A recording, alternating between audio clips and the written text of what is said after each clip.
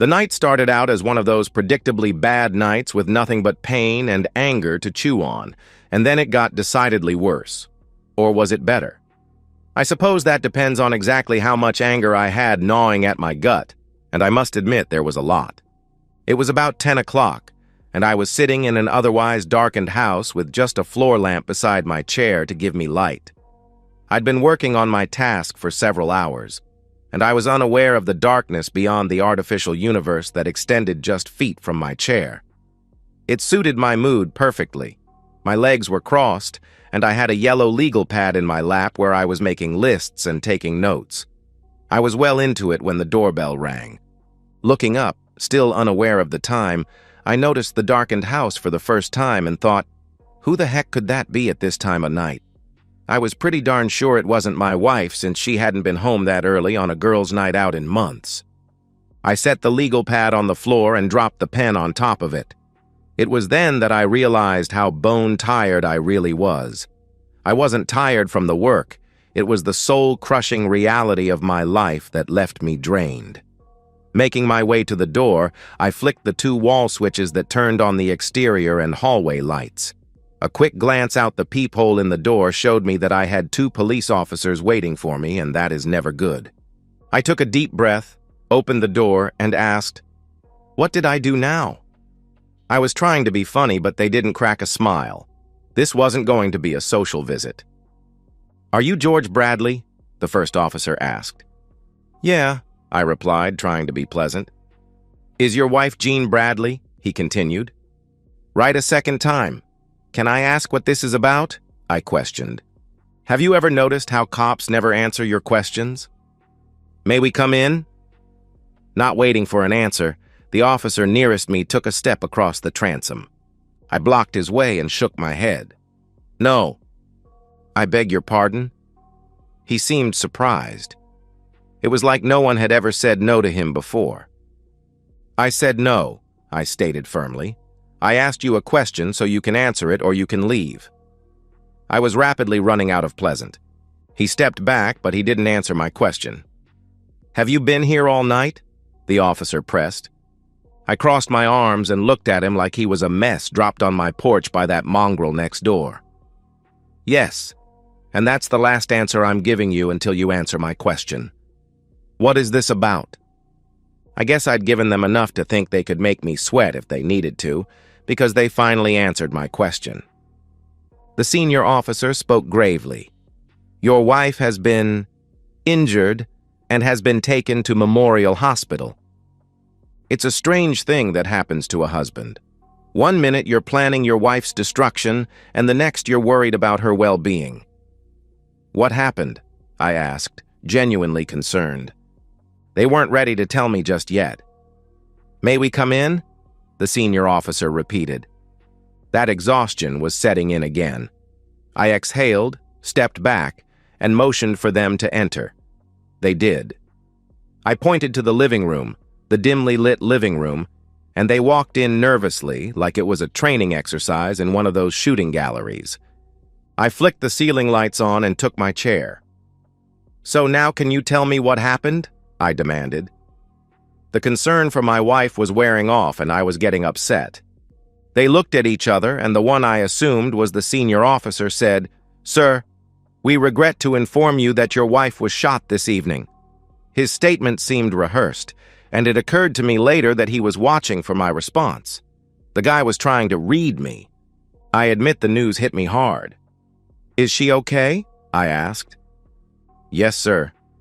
You may remember that we told you she is at Memorial Hospital," replied the senior officer. I thought for a minute as my head cleared. "No, you said she was taken there. You never said if she is alive or dead. Now answer the question or get the heck out." I was yelling by the time I finished that. Again, they looked at each other, and again, much later, I wondered if they were frustrated at not being able to read me, annoyed at their own inability to intimidate me, or just unsure of how to proceed. The senior officer finally spoke. "Your wife is in surgery now. The outcome is uncertain." To my great surprise, those 2 sentences hit me like a ton of bricks and knocked the wind right out of me. I started hyperventilating. a response that embarrassed me later.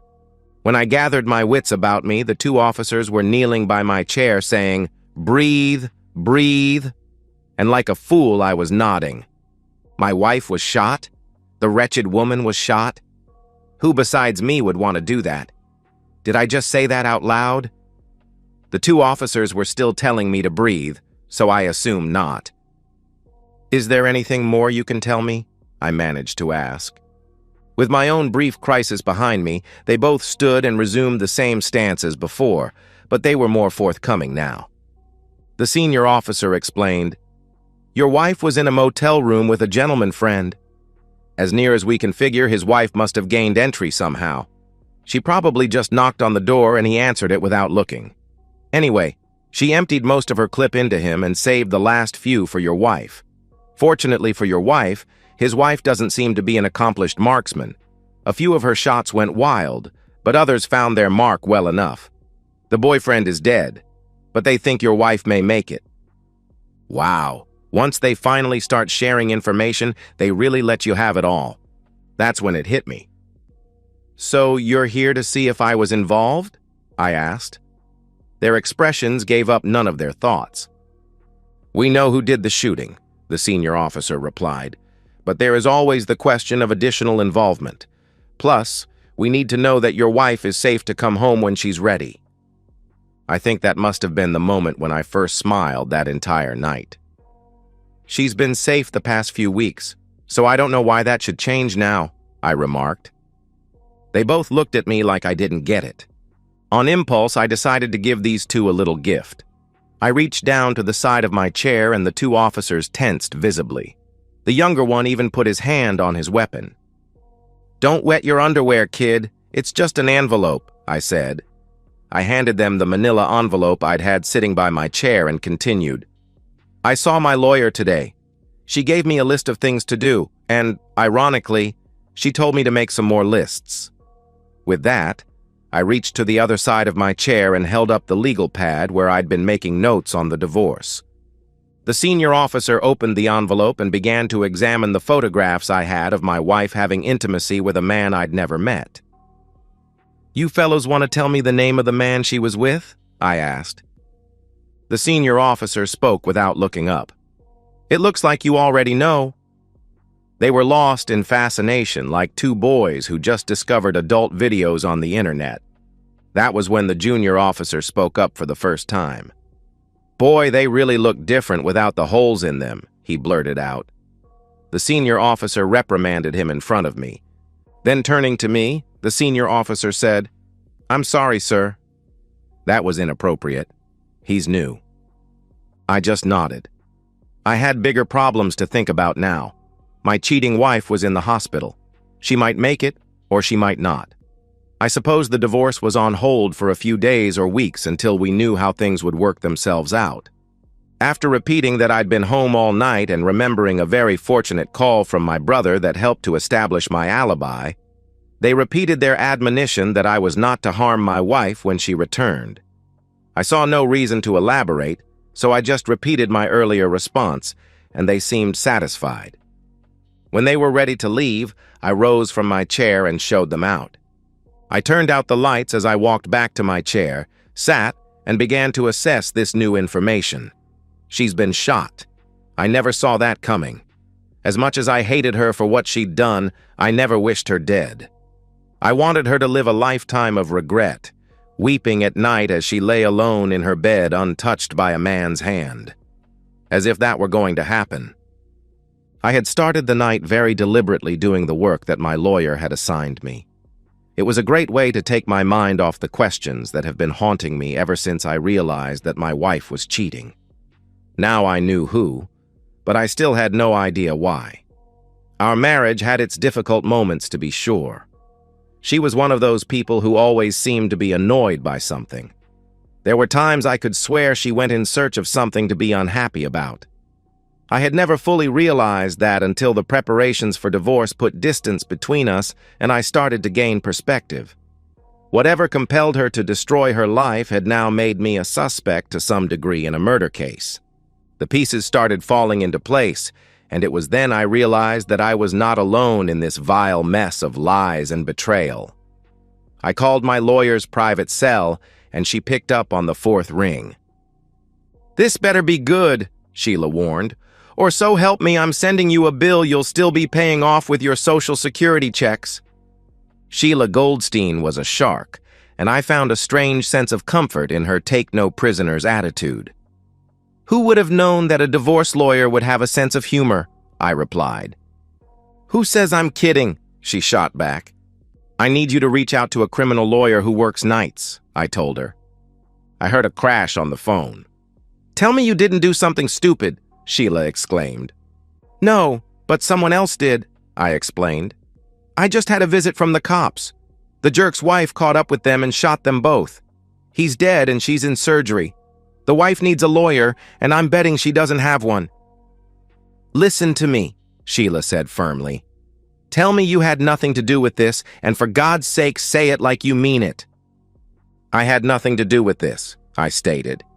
"Now say it like I'm supposed to believe it," she demanded. "I'm telling you the truth. I had nothing to do with it," I insisted.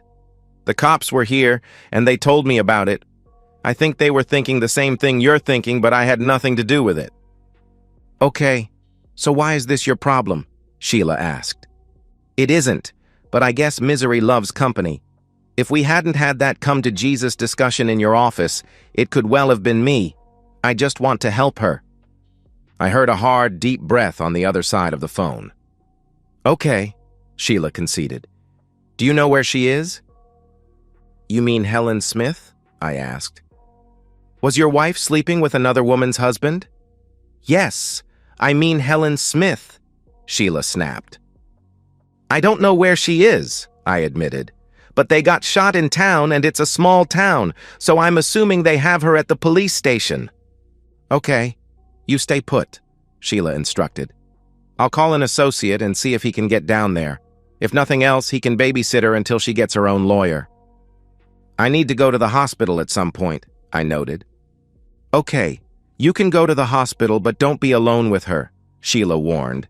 "If anything happens, I want 10 feet between you and her with at least 2 witnesses." "Got it," I acknowledged. "And George?" Sheila added. "Yes," I responded. "I know you. You're conflicted.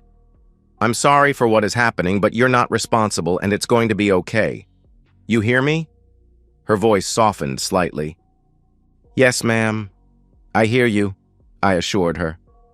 "Okay. Go do what you need to do, but behave yourself," she concluded. I hung up thinking, did I just say, "Yes, ma'am"? Why does she make me feel like a little kid? And why does it work so well? No matter. She's looking after me at a time when I feel lost, and she gives me direction. Now I needed to make her proud of me. I took a shower and changed. A few weeks ago, I would have rushed to be at her side, but Jean killed that love. Now I just had obligations to fulfill, and that included making sure she got proper medical care, and the hospital got our insurance information. The divorce could wait. I wasn't going to rend my clothes whatever the outcome, but I would finish my husbandly duties by ensuring that strangers did their jobs. As it turned out, I could have taken more time. She was in recovery when I arrived and sedated through the night. I gave them our insurance information, spoke with a surgeon who said that Jean was expected to live, and returned home. They would call me if there was any change or when she was awake. It was long after midnight when I got home. I was exhausted but unable to sleep, so I ran through a mental checklist. Everything could wait until tomorrow except for one very difficult task. I needed to call Jean's parents. I considered waiting until morning, but if she took a turn for the worse and they couldn't say goodbye, they would never forgive me.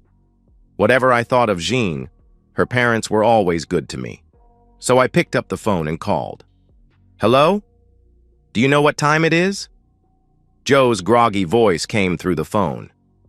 "Yeah, Joe, I know. I had to call," I explained. "Jean has been injured and they've taken her to Memorial Hospital." There was a moment's delay as her father absorbed the information. "Injured? What do you mean, injured?" he asked anxiously. Joe, she was shot tonight by her lover's wife, I said bluntly. Shot? Joe exclaimed. What the heck are you talking about? Are you drunk? How did she get shot?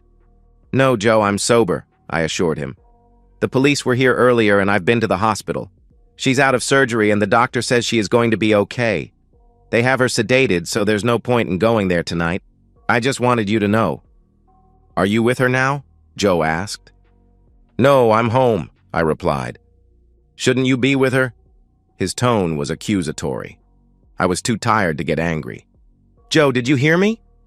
She was shot by her lover's wife, I repeated. You're insane. Jean doesn't have a lover, Joe protested. Yeah, Joe, she does. Or she did, I corrected him. He's dead, but she's going to live. There was silence on the other end of the call, or silence of a sort, as I could hear Joe telling Marie what I'd told him. Eventually, Joe came back to the call. George, is there any chance you could be mistaken? He asked hopefully. About the cheating or the shooting? I clarified. Well, both, Joe exclaimed. No, Joe, I got suspicious and hired someone to watch her about 2 weeks ago, I explained. I was looking at photographs and transcripts when the police got here. I've been to the hospital and talked with her doctor. It's all true. There was silence again. What are you going to do? Joe finally asked. I'm sorry, Joe. I've already been to a lawyer. I'm divorcing her, I stated. George, can't you find it in your heart? Joe pleaded. I mean, she's been shot, and she's going to need you. I needed her too, Joe, but she was out sleeping with her lover, I reminded him. So that's it? Joe asked dejectedly. Basically, I confirmed. I'll make sure she is insured through all this, and I'm sure the lawyers will have more to say about finances and such, but I've been lied to too many times. In some ways, that's worse than the intimacy. She has lied right to my face, and she did it so well that I never knew. I never suspected. It took a moment for Joe to absorb that. So, what tipped you off? He inquired. It was just her being away all the time, I explained. We used to do things together, but these past few months she's always making plans that don't include me. I figured that I needed to see for myself, so I hired a guy, and he showed me what Jean was hiding from me. After that, my mind was made up. You know, her mom and I were looking forward to having grandkids, Joe said softly. He sounded like a beaten man, and it cut me to the core. I knew they wanted grandchildren, and I wanted us to give them grandkids. I'm sorry, Joe. I really am, I said sincerely. Will you do us one favor? Joe asked. I thought, here it comes. They want me to delay any decision until Jean is better and we can talk. To my surprise, that wasn't it. Don't be a stranger, Joe requested. Marie and I think of you as the son we never had. I don't want to lose you even if you divorce our daughter. I couldn't believe my ears. Through all that had happened, the betrayal, the evidence, the lawyer, the shooting, all of it, this is what made me cry for the first time. I love you guys too, Joe. I really do. I promise I'm not going anyplace, I assured him. With that, we hung up. If I was bone-tired before, I was exhausted now. I lay down in my bed with my clothes still on and fell fast asleep. The morning sun woke me, but I wasn't ready to rise. I got up just long enough to pull the shade, strip, and climb back into bed for another 2 hours of much-needed but restless sleep. When I could sleep no more, I showered, dressed, and headed out for a bite before going to the hospital. It was about 11 when I got to Jean's room. Her parents were already there. She was awake and surprisingly alert. I expected her to be still sedated or drugged or something, but what did I know? I've never seen a gunshot victim before. I walked into her room expecting remorse. Boy, was I surprised. She took one look at me and exploded. You jerk! You son of a gun! You killed him, didn't you? You killed David! Jean screamed. So much for, it was just intimacy. It didn't mean anything. Suddenly, there were 2 nurses in the room walking quickly past me and 2 orderlies standing next to me. I guess they viewed me as a threat. I looked at her without an ounce of compassion in my heart. "No, his wife killed him," I replied coldly. "I guess you two got sloppy, or maybe she's just smarter than I am." That took the wind out of her sails. She lay back in her bed, and she began to weep. I was soon told to leave and happy to oblige. Walking down the hall, I wondered if I ever knew this woman. She clearly never knew me. As I approached the elevator, I was met by 2 security guards. "Sir, may we speak with you?" one of them asked. I looked at them and said, "No, you may not. I have already spoken with the police, and they have cleared me. I am not going to let the screams of a lying, cheating woman give you permission to pretend you have any importance at all. You can call the police if you want, and I'll speak with them, but you'll just look like fools. It's your call, but if you touch me, I'll sue." By this point, I'd had enough. Tweedledee and Tweedledum looked at each other, not knowing what to do as I stepped into the elevator to leave. The police never bothered me again. Jean tried to get the police to charge me, but when the shooter is caught standing over the body and confesses repeatedly on the way to the station, there wasn't much more for them to do. The lawyer I hired for Helen Smith managed to get her into a psych ward instead of a prison cell, but I sometimes wonder if there is much difference.